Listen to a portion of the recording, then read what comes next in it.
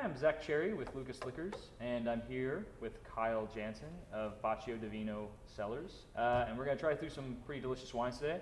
This is officially our first video that we'll be doing, and I'll come up with a clever name sometime later, I'm sure, but for now I'm going with, it is what Vitis.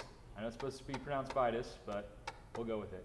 So, I really wanted to go with something a little bit bigger, a little more fun for our first video, because right now Kansas isn't really doing anything big with videos, and there's some other really big producers that I've been a huge fan of for a long time. So I think this is a really good first step, and I've been a fan of these wines for a very long time. Actually for a very long time in my scale, so about 4 or 5 years. But otherwise, I actually really like these wines. I want to taste through them and explain them, and we will have all of them available. So currently we actually carry 5 of the 6 available wines, and very shortly we'll have the 6th available. And we'll go over pricing and flavor notes and all that, but with that, I would like to introduce Kyle. Hi, Kyle. Hi, how are you? Excellent, excellent. So if you could please tell us a little bit about the history of your family and kind of where it comes from, and they're based out of Napa, so kind of go into it and also stylistically how they are. Absolutely. So we started our business back in 1993 with just one wine at the time called Bacio Divino, this label right over here. At the time, my dad was working for Chuck Wagner over at Camus, mostly doing international work, export work, but also doing a little bit of winemaking study on the side there, work and harvest. Knew he wanted to make some wines of his own, but didn't want to get into Cabernet as a standalone right away. He wanted to do something a little bit different, a little bit avant-garde, and sort of find his niche within the cult wine movement that was just picking up in Napa. So his original concept idea was to take Cabernet and blend it with Italian varietals, do sort of a Napa version of a Super Tuscan. And so our first few vintages of Bacio were Cabernet, Sangiovese, occasionally other varietals. After a few years of doing just the one wine, we introduced sort of a kid sister wine, Pazzo, as the second. Yeah. Excellent. Our family itself, we're from Winnipeg, Manitoba originally. We moved to Napa in the very early 90s, essentially for my father to follow his passion in wine and get out of his previous career and get into something that he really wanted to do more than anything in the world. So, yeah. Excellent. I think your dad actually started out as a ski bum, if I remember hearing correctly. He absolutely did, yeah, in Switzerland way back in the day. And I also put in my time at a ski resort in Whistler right out of high school. Rough times. Yep, Terrible. Tough life. Can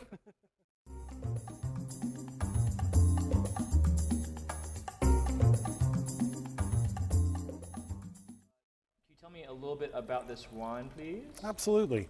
Every vintage of Pazzo is a bit of a different blend, but we're really trying to showcase Sangiovese as the main varietal. We include Merlot, Cabernet, Syrah, Petit Syrah, occasionally other varietals. It's what my father sometimes terms a kitchen sink blend behind the Sangiovese. So the Sangiovese should showcase really good acidity, a little bit of tannin, and more of a red fruit kind of flavor profile. The other varietals fill in the mid-palate, bring out some of the darker elements, complicate the aromas a little bit more as well. Yeah, but it's one of our favorite wines. It's a real crowd pleaser. Yeah, it smells good. Yes. Excellent. So let's go ahead and go through it. I'm going to go ahead and shoot off kind of tasting notes on what I pick up on. Kyle, if you'd like to also. Absolutely. But so first off, color's gorgeous. It's clear as a bell, as like brightness. Definitely has some depth of character. Almost a little inky on concentration. Just absolutely gorgeous. I mean, no particulates or anything. But besides that, I mean, I can smell it literally from here. That's a sign of nice power with some finesse. I mean, I don't even have to bring it from my nose. I'm starting to pick up notes on it. Oh, that's awesome. So, so first off, I'll let you know the price. It's going to be $29.99 at our store. So, pretty darn affordable for this quality, just off of the nose on it. But I'm getting tons of concentration of both dark and a little bit of red fruit. I'm getting a little cherry on there, a little black cherry, a little dustiness to it also. But I pick out a little mocha, cocoa kind of elements aromatically. Sangiovese isn't a grape that Napa is super well known for, so I like to think we've sort of carved out a niche with this wine to be doing something a little bit different. Old World Sangiovese can be quite dry, and we really wanted to make a wine that isn't so much true to the varietal as it is just a real kind of comprehensive blend that both New World drinkers and Old World drinkers can appreciate. A wine that goes great with a lot of foods too. So.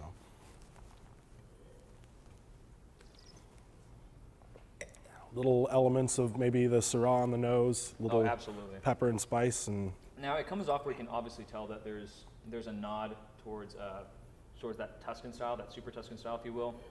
But for me, I'm getting a little bit more lift on it. I'm definitely getting a little bit brighter acidity with some weight without getting that kind of cedary note that I get a lot of time when I'm going with a super Tuscan.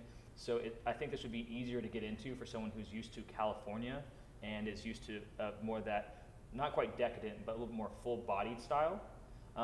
So it's almost a good melding of the two worlds, where I'm getting a lot of details on both sides. I'm really enjoying that quite a bit. Like honestly, right now I'd be hard-pressed to show a better version at that price point of American take on an Italian style. So awesome, that's really, really good. Yeah. Winemaking-wise, we're producing all the varietals separate and then blending them together on the back end right before bottling.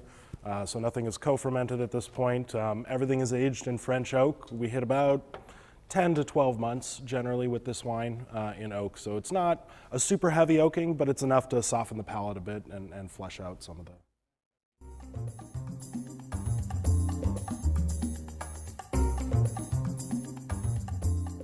What's going to be different about this versus the Pazzo? So Pazzo, we're taking the Sangiovese and really focusing on that, and we're trying to make a wine with Pazzo that's more of a drink now wine. It has some ageability potential, but really it's something we want you to take home and drink right away. With Bacio Divino, we're using a lot more Cabernet. It's really a reserve cut of Cabernet from within our program. So we're using a lot more fruit from Andy Beckstoffer's vineyards right in the valley floor in Oakville and Rutherford, and blending that with some of our own estate cab. We also see a smaller percentage of Sangiovese, about 7% with this vintage, and a little bit of Petit Verdot to finish out the blend, just 3%.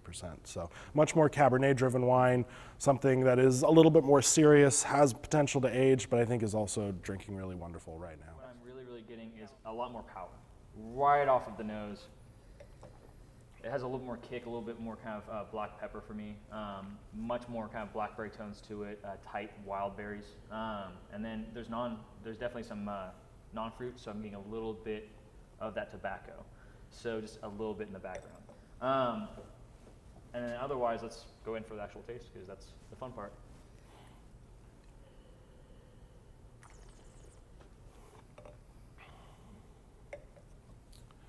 One of our favorite things to say about Bacio Divino, we're not too hung up on what the critics have to say, but we've been making this since 1993, and we've never had a vintage below 90 points from Robert Parker. So that's a testament, hopefully, to sustaining quality and not sort of a one-off good year and then a bad year, but a wine you can rely on year after year.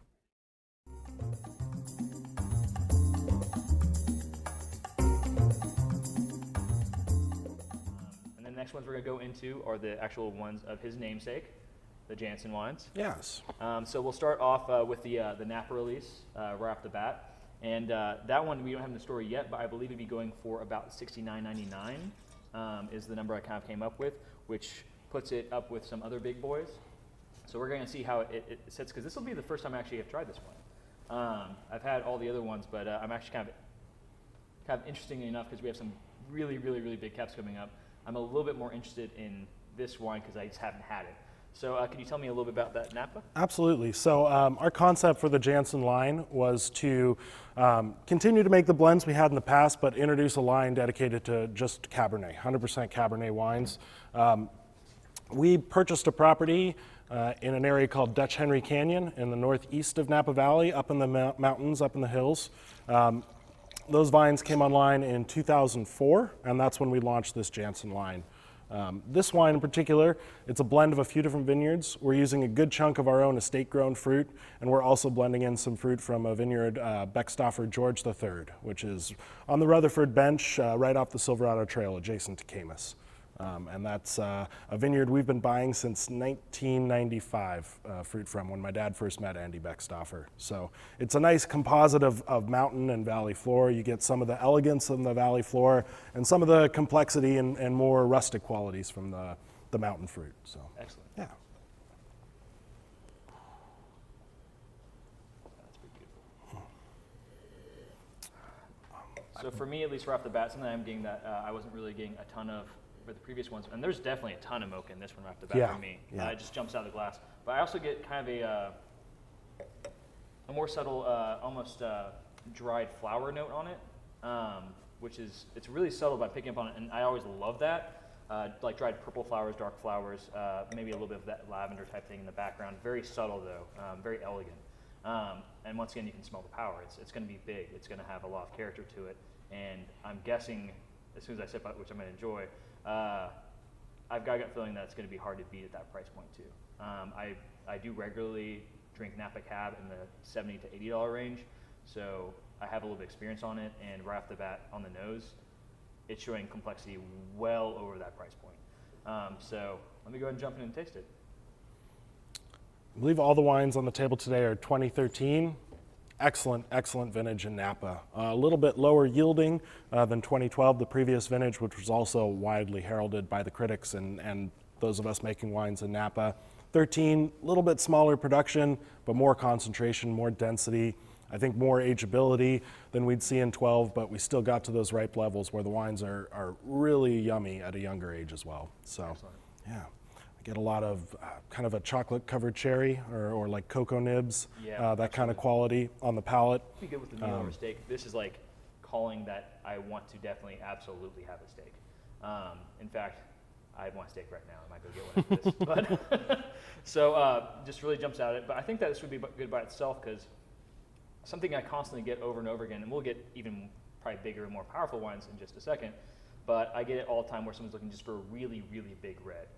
This is good, and it's going to be that big style, but it's not going to be overwhelming. It's not going to be overly drying, and it's definitely not on that cloying side where it's like got that like over jammy style. So it has this really nice in between feel where you get complexity and you get grip and you get that power that you want out of like a big Napa Cab, but it's not going to have like, I would almost say the Camus effect, as I call it, which Camus tends to have almost like a sweet tone to it and gets kind of jammy. This has a little bit more power, a little more grip. So that's kind of my take on it. Yeah, there has been a bit of a trend in Napa to go towards a very ripe style where big explosion of fruit, but sometimes the finish is a little lacking in acid. So we work with a gentleman named Kirk Vengi as a winemaker. He is now a third-generation winemaker in Napa. His father, Nils, received acclaim going back into the 80s, 90s, and all the way till now. But we're really, really happy to be working with Kirk. He is salt of the earth and a great winemaker. His style is very much New World, fruit forward, big, ripe. My father's palate is much more Old World driven. So he likes acidity, balance is very important to him. And I like to think we're achieving a nice nuance in between those two sort of bookends stylistically. So let's go ahead and go into the next lineup, which are going to be premium wines I'm very lucky to have today. So after this, we go from the Napa line. We'll be actually going into single vineyards. So I think the very first one we're going to be going to is Cloudy's. Yes.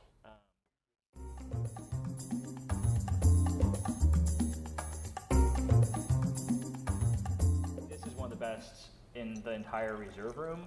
Actually, all three of these are, which is hilarious because we have some cabs that cost well over $800, $900 from Napa, and we have some other wines that will go up as high as about $1,300, $1,400, even $1,500. So if you're able to go in a reserve room, which is temperature controlled, humidity controlled, it's a really nice environment for storing wines for long term, for higher value wines. We actually put these in there because even though they're not super expensive compared to some of the other ones, we really do think they're at the same quality level. So we want to show that there's still, without breaking the $200 point, you can still find wines that are at the top of the top of the top. And I think these do truly show that. Before I even get to talk you through them, I've had them, and I know they're good, so I can say that. But please tell us a little bit about the Cloudies. Yeah, absolutely. So we launched, as I mentioned, the Janzen line back in the mid-2000s. We started with our Napa Valley Cabernet and 2 single vineyards. One from the Kalon vineyard, which we'll taste towards the end, a very famous vineyard in Napa, and the other from a vineyard we call Cloudies. We planted 10 acres of fruit. There's one spot right up at the top of the hill, on a real steep part of the hill, big chunky rocks out in the dirt where the vines really get stressed and have to work hard to find the water they need to stay alive. And that is something that's really key towards making exceptional babies, making good grapes, you know, so that we have something amazing to work with. Our original idea was to make a lot more of this, and what we found just in blending and really tasting the lots separately, there were a couple lots that just were standouts, and we decided to go down the path of making more of a terroir-driven wine, a wine from a single vineyard site that is really a representation of that climate and soil type unique to that particular property. So our property is not in Howell Mountain. We're just a little bit north and a little bit below where the AVA line starts, but I think Cloudies in particular is very Howell Mountain-esque, if you will, in its style. So more rustic, tends to be more black and blue fruit, as opposed to the red fruit we find in more of the valley floor vineyard sites. So, but beyond that, let's taste it and see what you think. Absolutely, yeah.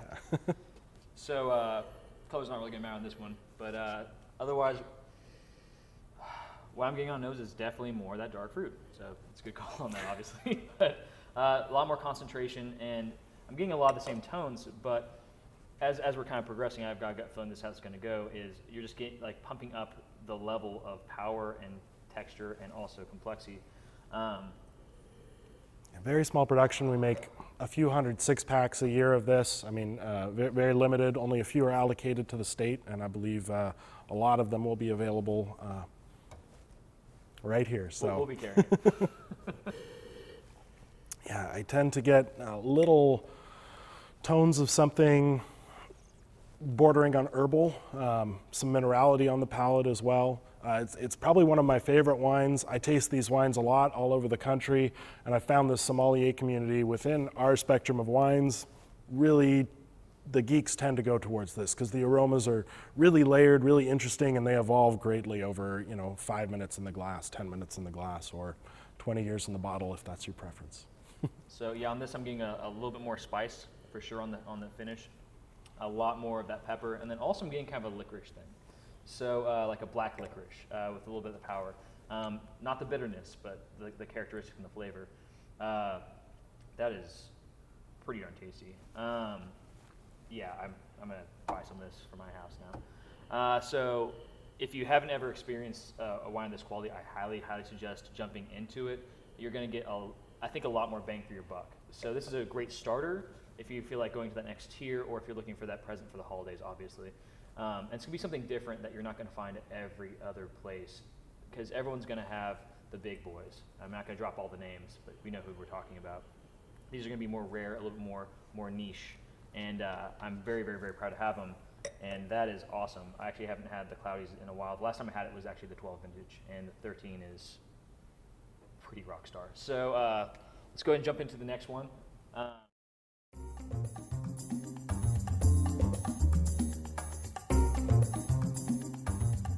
That's Missouri Hopper. Not named after the state Missouri. It's actually named after the owner who bought Mr. Hopper. He bought the property back in the late 1800s, I believe. It was a gift to his daughter. Correct. His daughter's name was Missouri. Yeah. So it's not some sort of like, it's a Missouri Hopper. It's a type of plow that jumps over. I've heard that term before. So it's a plow that jumps over stumps.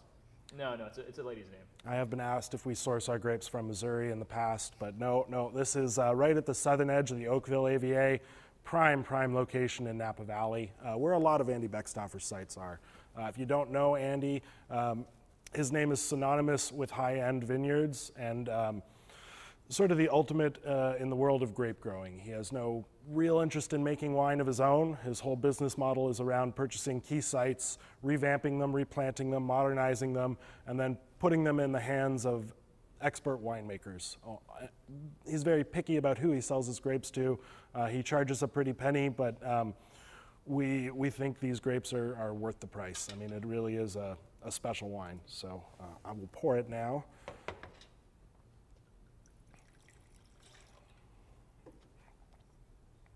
Cheers. Thank you. You're welcome. And I have to ask, we have some other Beckstoffer fruit that's from other producers. How do you get these at these prices? I've been trying to figure it out. It is difficult, yeah. Sometimes joke that my father may or may not have naked pictures of Andy Beckstoffer.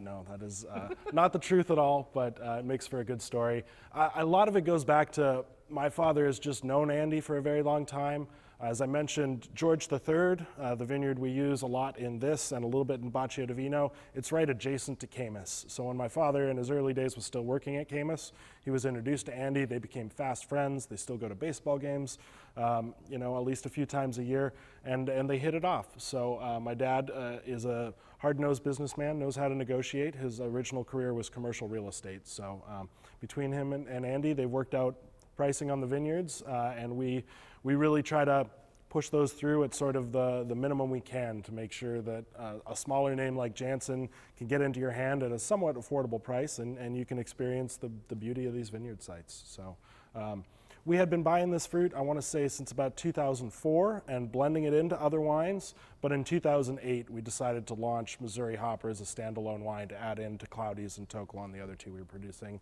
This is largely something Kirk Vengi encouraged us to do. He loves this vineyard. He thinks it's the best vineyard in Napa that he sources from. Great density, definitely a different flavor profile than what we see in Cloudy. It's a very different terroir. Instead of the mountains, we're on the valley floor. Big tannins, but there are more subtle, sort of creeping tannin. First off, I'm going to go into the aromas I'm getting on it. Super perfumey. In comparison, where you get a little bit more of that mocha. This is definitely more on that perfumey. I wouldn't quite say, probably a little bit more decadent in style. Yeah, nice kind of floral elements, but then that concentrated fruit right behind it. Yeah. That's nice. I sometimes get something bordering a little bit on that licorice element, but it's a much different presentation than what you find in Cloudy's. Mm-hmm. It's a little bit, I would actually say, almost a touch of sweetness comparison. Definitely softer, too. The Cloudy's has a lot more grip, much greater acidity. This still has that grip from the tannin, obviously, but it has, for me, a little bit less acidity. Yeah, velvety, more elegant on the palate, and then the tannins, they show up a little bit later on, yeah. You know? Yeah. Look at the legs on it, too. It's got some evaporation. That's pretty likable as well.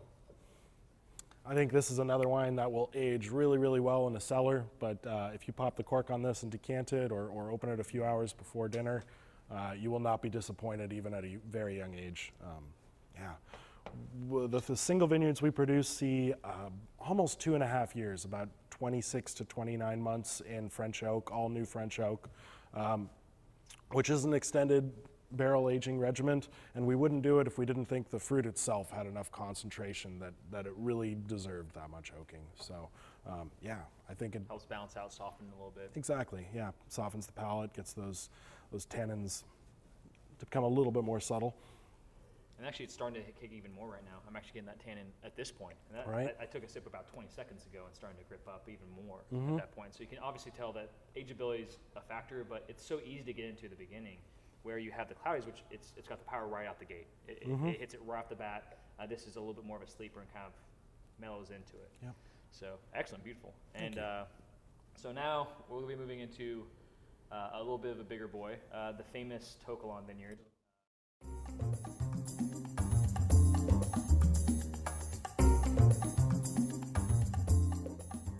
Is pretty famous. Now the important thing to say is we'll be trying it from the Beckstoffer Kalon fruit side. I'm not going to get into the politics of it, but would be too long for this video. It'd be too long for the video. But there's a long history between, there's a Mondavi side and the Beckstoffer side. Many huge wine geeks will jump right into that Beckstoffer is the better quality fruit on the vineyard side.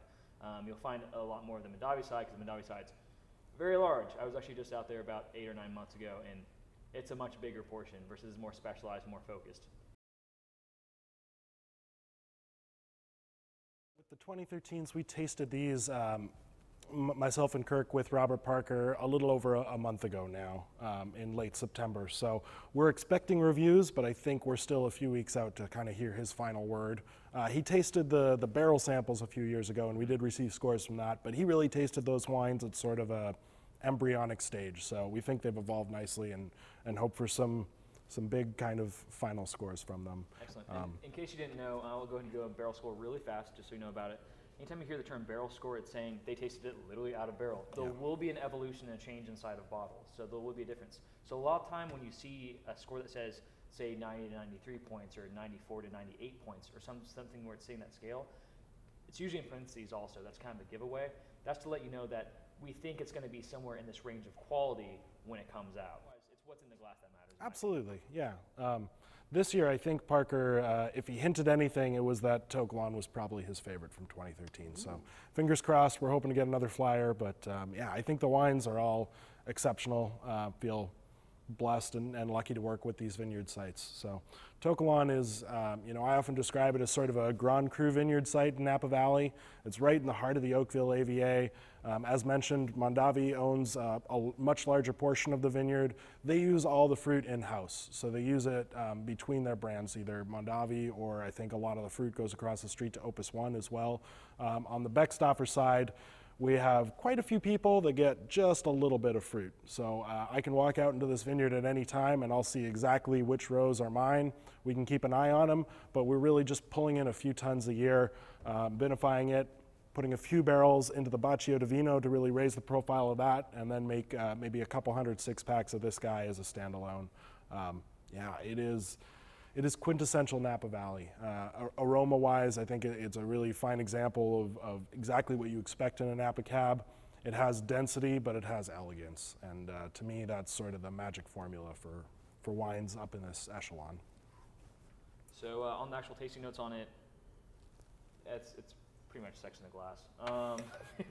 It's big, it's voluptuous, I mean, I've been trying to keep a straight face on a lot of these wines, but this just hops out at you. This is going to get, especially with Parker knowing how he likes to score on like big sexy wines, this is going to get probably crazy press. Definitely more of that, I would say, creme de cassis type thing, cassis type notes, concentrated, almost liqueur-like on the nose. You can maybe get a little bit of framboise in there as well, but it's... Yeah, those kind of Kirsch liqueurs and just, Cassis blackcurrant is sort of that classic descriptor for Cabernet, and I think it just perfectly showcased in a vineyard like To Kalon. I mean, amazing legs, great color. I think this is the kind of wine where, everybody can appreciate it, whether you're a real beginning wine lover or you're a really expert wine consumer with a large cellar. You can put this in front of everybody, and there's something to appreciate, even at this price, yeah.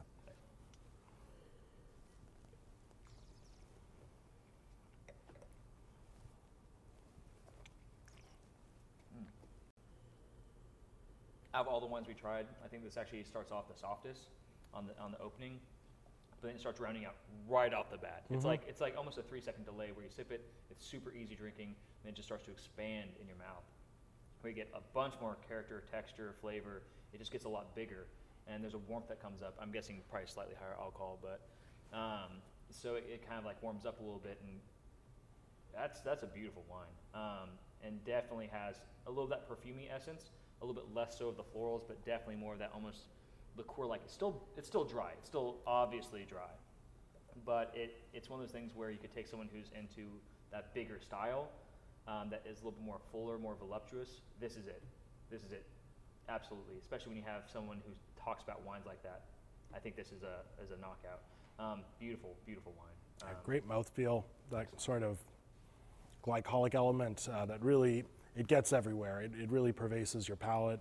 And it's what it leaves behind is just so wonderful and yummy. So, Excellent. That's gorgeous. Well, with that, we'll probably kind of wrap up because you guys have been kind enough to watch through this video so far. Thank you for watching our first video. And I just really want to say I'm extremely honored. Thank you so much, Kyle. Oh, my pleasure. Coming by. If there's any one project I want to start off first on and do it with a specific wine, I lucked out this was mine. So without further ado, thank you so much. And also I'd like to thank Worldwide for letting us use their beautiful caves. Yes. As if you can't tell, we're actually literally in a wine cave right now. This is a real cave. This isn't a backdrop. This is the real thing. It's a really cool facility and perfect temperature and perfect humidity for the storage. So, cheers. Thank you so much. Cheers.